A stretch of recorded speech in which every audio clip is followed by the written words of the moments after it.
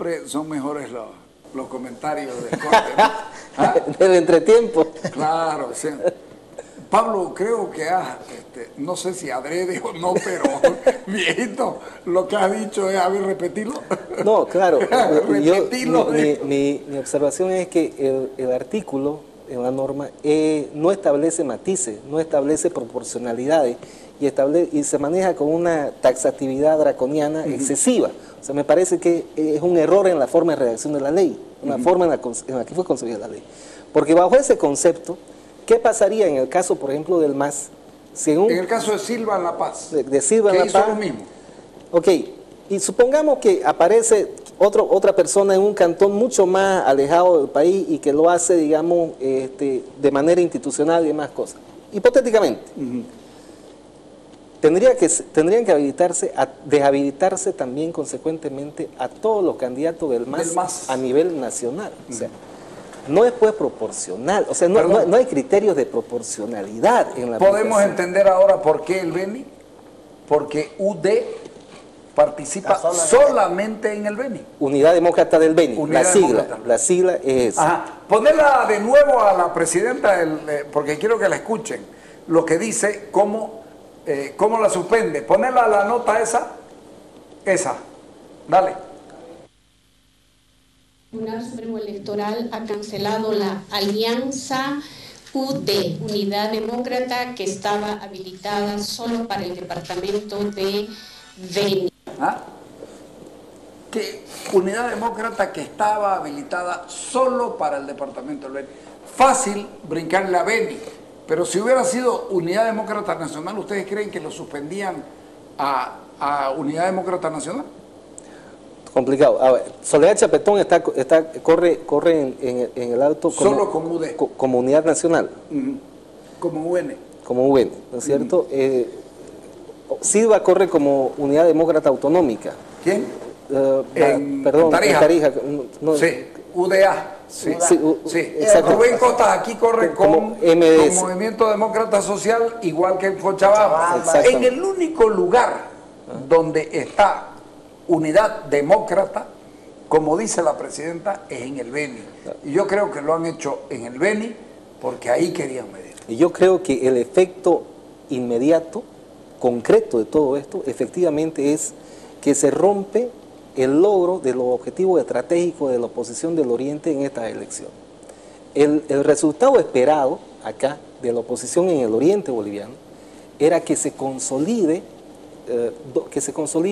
básicamente una estructura política liderada por el Movimiento Demócrata Social acá, que en este proceso electoral fuerzas menores queden y efectivamente van a quedar en gran medida depuradas, que se genere un proceso de consolidación, que es lo esperado además que va a suceder en el caso de Santa Cruz en torno a MDS, pero que además esto tenga también su pie en tierras venianas en base a la estructura de Ernesto Suárez, y no solamente Ernesto Suárez, sino todos los municipios donde esperaban ganar. No son dos estructuras. Con sorpresa podían no irles bien en la capital Trinidad. Es cierto, pero aún así mantenía una estructura bastante sólida. Sí. Entonces vos tenías ahí una estructura... Perdón, podían llegar incluso a una segunda vuelta, ¿no? Sí, era previsible eso. Ese era el resultado esperado. Bueno, eso voló por los aires, efectivamente, con lo sucedido. El Movimiento Demócrata Social, Rubén Costas, hay que ver cómo se da ahora en el Beni lo que está haciendo mientras hablamos, justamente Ernesto Suárez, de querer ir con Nacer, de querer ir, ¿no? ¿Cómo va a proceder esto? ¿No? Porque efectivamente, si Ernesto Suárez queda desplazado de la arena política, es un borrón y cuenta nueva para empezar a tejer alianzas del Movimiento Demócrata Social en el Beni. Está cancelada la personería, cancelada, dijo, ¿no? Cancelada. Se cancela consiguientemente al registro. La sigla, ¿verdad? Pero no está inhabilitado Ernesto Suárez, no se ha leído que esté inhabilitado. O sea, puede seguir haciendo política. Claro. No, pero además puede ser candidato. Yo también pienso que puede ser. Si renunció el candidato de Nacer, tranquilamente puede registrarse. Ahora, la confusión, ya la papeleta, eso ya es una estrategia política interna, ¿no? De qué es lo que se resuelve. Claro. O si otro es.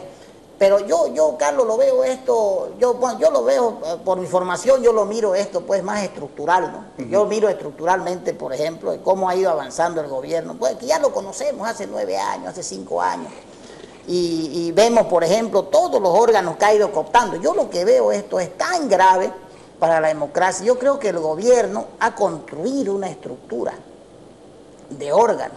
Es decir, ha ido consolidando los órganos. Fíjate vos, hace 9 o 10 años que no lo cambian, ni piensa cambiarlo al Contralor, que es interino, por ejemplo. Sí.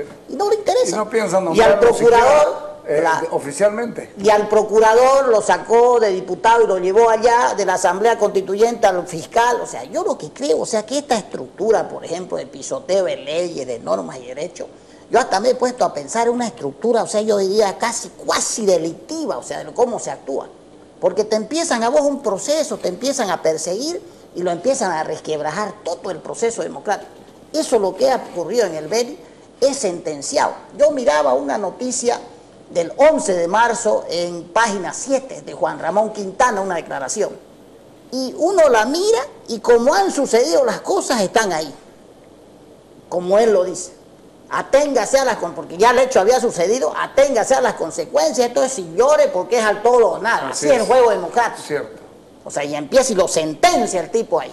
Pero ¿hasta dónde puede dar, ya vos como cientista político, yo estoy de acuerdo en la parte estructural, como cientista político, en lo tuyo, Pablo, ¿hasta dónde puede dar esto de dinamitar la democracia de la manera que se está haciendo? ¿Cuánto queda del andamiaje democrático institucional en pie y en buen pie en el país? Si es que todavía queda. Yo creo que todavía queda. No estamos efectivamente todavía en un desgaste terminal, pero sí yo creo que estamos con evidentes señales ya de alarma en lo que hace al Tribunal Supremo Electoral, a la forma en la que viene obrando. Yo creo que esto no le hace ningún bien al proceso democrático. Ahora bien, retornando un ratín a algo que decía José Luis, hay que ver bien lo que está pasando en el Beni con esto, ¿no? Porque la demanda en contra de Unidad Demócrata del Beni la interpone el MNR, ¿no es cierto? ¿Qué es lo que ha pasado hoy día?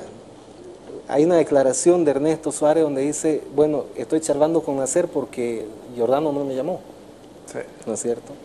Entonces, además, Giordano hizo una declaración peor que esa, porque dijo que nos apoyen primero, vamos a la elección, ganamos y después vemos si hay alianza. Claro. Exactamente. Es nuestro tipo, ¿no? Ahora, acá, digamos, básicamente este es un momento muy interesante para las élites benianas para ver hasta dónde pueden efectivamente existir como tales. Es posible una articulación entre Giordano y Ernesto Suárez y todo su grupo a partir del tejido de relaciones incluso parentales que existen y demás, o va a ser más importante la diferencia de matices programáticos que tienen entre ambos y de intereses coyunturales para mantener esta división, teniendo en cuenta que al frente hay un MAS que está haciendo política de verdad y que el día siguiente en que otra persona tome la gobernación, la situación de Ernesto va a ser bastante complicada. Se va a complicar bastante. Es decir, ¿qué se va a imponer acá? Yo lo veo más como amenaza que no llega. Ernesto hace rato que estuvo fuera de la gobernación y le postergaban su juicio porque no le pillaban. Yo creo que también, si Ernesto arruga, se lo comen. Si Ernesto no arruga, yo me he dado cuenta que al gobierno le cuesta enfrentarse con los que se arrugan, es decir, con los que no se arrugan. Yo creo que acá lo que está pasando además en el Beni es que Ernesto no encuentra elementos de confianza suficiente como para hacer lo que Giordano está, como para hacer lo que Giordano le está pidiendo. Yo pienso que sí. Entonces, ahí, yo creo que de acá esto corrobora la división interna que también hay en el Beni. Creo que esto la división interna que hay en el Beni entre las propias élites, entre propios sectores de la élite. Las élites no obran necesariamente juntas todo el tiempo. Pero por supuesto, además siempre han sido encontrados. Ernesto Suárez su vertiente es la derecha conservadora, digamos, para ponerle algún nombre. Y Giordano es el populismo conservador porque es del MNR más gonista que, digamos, que pajestensorista. ¿De acuerdo? Nuestro común amigo Gustavo Pedraza tiene una explicación bastante bonita. Dice, las élites que están con Sandro Giordano son las élites extractivas, la élite de la caña y demás cosas, mucho más vinculadas necesariamente con la actividad del Estado. En tanto que Ernesto Suárez está con la élite ganadera, sí, que tiene una propiedad consolidada y que son menos dependientes y menos relacionadas con el Estado. Y son los más machucados. Exacto. Y esto explica también muchas de las cosas. Entonces, creo que esto es parte del análisis, debe ser parte del análisis, y debe ser parte también de ir entendiendo qué es lo que está pasando finalmente. El movimentismo está contento con lo que le ha pasado a Ernesto Suárez porque cree que se lo saca de encima. No, pero porque cree que es una oportunidad de acceder al poder, ¿no? O sea, sí. Pero hay un tema, Carlos, a ver, con la agrupación Nacer, Ernesto juega en forma directa, con lo otro no, o sea, pone propios candidatos, sí, puede tener la gobernación. Pero, perdón, o sea, Ernesto Suárez le ha quitado legitimidad al fallo del Tribunal Electoral. Si participa no lo está avalando, finalmente lo está reconociendo. Ok, pues esto es sin llores, como dice Quintana. Ok, no lloren, voy a entrar y si pierdo, perdí y me quedo en mi... Velo del otro lado. Ahí viene el revocatorio, vienen otros, pero ahora, por ejemplo, la oportunidad que tiene, lo que pasa es que el Beni es una plaza territorial muy especial, ¿no? Si vos ganás con harta diferencia en Trinidad, podés aguantar en Riberalta, pues, claro, porque el 70% de la votación el Beni está dividido. Es Cercado y es Riberalta, sí, y un poco Guayaramí, sí, lo demás es 20%, sí, sí, ¿no? Sí. Entonces, con 90.000 votos vos estás al otro lado. Claro, el problema del Beni es que está muy dividido... Territorialmente. Claro. Hay dos departamentos en uno solo. Hay dos plazas. Hay dos tipo plazas. Tarija, más o menos. Ojo, no estoy diciendo que debieran dividirse. Lo que digo es que hay dos departamentos porque hay dos espacios de poder. Claro. Tener Trinidad básicamente y tener el eje Riberalta-Guayamerín. Claro, ¿no? Es el eje, sí. Exactamente. Pero aquí, Carlos, o sea, si va con Nacer, va con candidato propio, juega en forma directa. Juega en forma directa. Está repitiendo lo que hizo cuando lo echaron y lo puso a Carmelo Len, ganó y siguió manteniendo la gobernación, aunque eso mantiene estructura, mantiene gente, se mueve ahí. Ahora, yo, por donde uno lo mire, o sea, el fallo es inconstitucional y es ilegítimo. Y el otro tema es que se le viene una época muy dura a Ernesto, porque no es lo mismo estar en el poder en forma directa, o sea, no es lo mismo.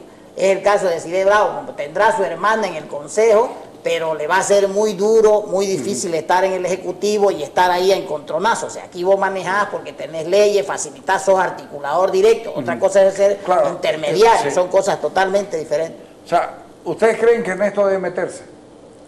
Ernesto no puede, yo digo que el momento que Ernesto deje la política va a ser muy complicado. Yo le veo el futuro a Ernesto muy complicado con los fiscales y jueces que hay ahí en el Beni, que ya lo han demostrado y todo, porque poco a poco ha ido avanzando el gobierno, o sea, ha cambiado a la mayoría de los fiscales, ha puesto otros jueces, otros se han sumado al llamado proceso de cambio, es muy complicado ganar un proceso. Prueba de ello es que hace 3 años no tiene sentencia, no tiene nada y el juicio está votado ahí, cada vez lo citan. Y ojo, ¿no? Que eso no es solo ahí. Yo decía esa estructura porque resulta que a Rubén Costas acaban de citarlo para el juicio para el 8 de abril. Despuésito de la elección, y lo han citado recién hace 3 días, por el referéndum. Imagínate vos, no va a haber más referéndum por el referéndum, por los 10 millones, sino por malversación.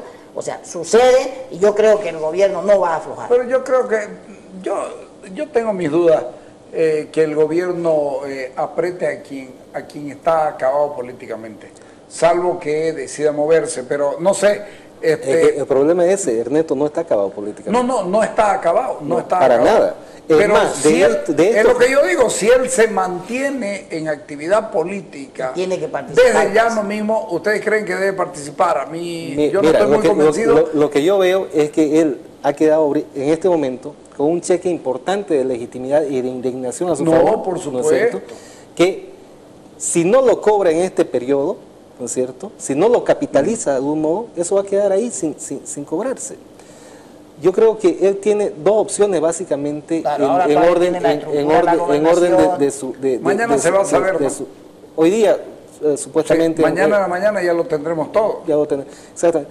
Tenía dos opciones básicamente. La primera, apoyar efectivamente a Sandro Giordano, sumar, pero eso es un suicidio, sumar su legitimidad a la de Giordano, en caso de que hubieran logrado armar un tejido de alianza y de confianza sólido que le permita tranquilidad a Ernest, que se ve que eso no es posible. Con los intereses de Giordano no creo, ¿no? Que se ve que eso no es posible definitivamente. Entonces la otra alternativa para cobrar este cheque ha sido ir con Nasser y jugar al todo o nada, a la valiente, en su propia línea y hacerse cargo por sí mismo de la defensa de sus intereses. Si van con Nasser, no es así hay que irse al Beni, a mirar eso, porque sería una experiencia única saber cómo alguien es capaz de armar toda una estructura en 8 días de campaña. La estructura está. La de Ernesto. No está, cuesta sacarle a la gente el chip. No, pues, obviamente. Porque uno no importa, pues la estructura de militantes uno los mueve. Pero ¿cómo haces para cambiarle al votante? Ese es el incógnito. Pero no son 8 días, son solamente 3. Claro. 5 días, jueves y acaba todo. Pero van a seguir moviéndose, porque van a seguir moviéndose por los pueblos. Yo digo que ahí hay que irse al Beni a mirar lo que es esto, porque hay que tener cojones para hacer una cosa. Y mira vos, va a ser una gobernación compleja, ¿no? Porque hay una gobernación que nace con un acto de rebeldía, ya no se cambian asambleístas, ¿no? Entonces, pero ahí, por ejemplo, tenés la mayoría de los municipios. No, si renuncia y todo, es el mismo procedimiento, ¿cierto? Pero ya está la lista y todo. Pero ahí, por ejemplo, tenés 15 municipios de entrada que están 15-0 el más, porque no tiene más que una sola candidatura. Claro. Porque no, la otra era del MNR, pues salvo que el MNR no está. 15 municipios. Y el restante 18 municipios tenés todavía que, ¿cómo haces para reemplazar y todo eso? Es un proceso muy complejo, porque tenés... Pero es riquísimo. Pero ahora tenés que ver también en esto el origen de Nasser. Es una fuerza de tradición indigenista. Claro. ¿No? Además, lo cual también te genera ruido y te complejiza. Que era masista, prácticamente. Y te complejiza la ecuación, ¿no? El tema es complicado, pero uno tendría que quedarse con la complicación de la democracia. Finalmente. Por un lado. Con lo herida que está la democracia. Por un lado. Por otro lado, esto es preocupante para el devenir de la oposición en el quinquenio que viene. Lo que se estaba conformando en el Oriente, efectivamente, era una consolidación en torno al movimiento demócrata social. Ernesto era parte orgánica de esta conformación. Y puede seguir, digamos. Eso. Puede seguir, no, pero ya sin estas estructuras, ¿no? Entonces... ¿Cómo avanzarían sobre Cochabamba? Claro, hay una suma. Pierde el Alto, pierde la ciudad, pierde La Paz, pierde Cochabamba. De acuerdo. Lo que está pasando como correlato a esta conformación con un problema aquí en el Oriente, en torno a MDS, tenés en Occidente la emergencia de Sol.bo. Claro. Pero un ratito, esto es bien interesante. Aquí se puede convertir también esto en un hecho. Yo no sé por qué este quinquenio asusta tanto. Si en el próximo quinquenio, en los próximos 5 años no hay más elecciones y el MAS cuando se duerme es un partido, ya lo hemos visto, fofo. Porque el MAS es Evo Morales y está demostrado, por lo menos en el Oriente. O sea, y si pierde como está más o menos visto el asunto, no hay duda que el MAS es solo Evo Morales. Y entonces un partido está viviendo un desgaste adiposo, ¿ya? Adiposo, muy crecido en carnes, pero con muy poca fuerza, de verdad. Y el MAS sin elecciones, 5 años, yo quiero ver con las nemesias, con todos los líos que tiene, con la corrupción, quiero ver en qué termina. Pero también alcaldías como la de Cochabamba, por ejemplo. Claro, la alcaldía, ¿no? Sí, perder la alcaldía de Cercado en Cochabamba es muy fuerte. Perder el Alto, perder el departamento de La Paz en los 3 espacios elegibles más importantes del país. Perder Tarija. Hay que ver qué pasa con Sucre. Si nos remitimos hay que ver qué pasa con Oruro. Si nos remitimos con frialdad a la experiencia previa inmediata que es más señera respecto a este proceso, que sería la revolución del 52, ¿no? El MAS tiene el desafío, ¿no?, de tratar de no transitar por el camino de fraccionamiento que transitó el MNR, ¿no?, que como resultado de estas elecciones tiene una gran ventaja, sí. es una probabilidad. Perdón. Sí, pero la base del MNR el MNR pero además era un espacio de cuadros importantísimos. Sí, Melvin, no puedo leer. ¿Ah? Era un espacio de cuadros muy importante. Delín irá por la gobernación del Beni con las siglas Nacer. Acaba de anunciarlo Ernesto. Carlos Delín Bauser. Carlos Delín, lo que habíamos conversado. Carlos Alberto. La agrupación Nacer, y se están jugando la gobernación y el futuro y la democracia en el Beni. Exactamente, sí. Lo que significa, lo que decíamos, Ernesto Suárez va a quedar afuera y parece que no le asusta. Pero va a seguir jugando de forma directa. No, va a seguir jugando. Sí, seguro. Pero los juicios pueden seguir viniendo. O sea, es cojonudo, en pocas palabras, lo que hace. Y yo nunca he visto al MAS como el MNR.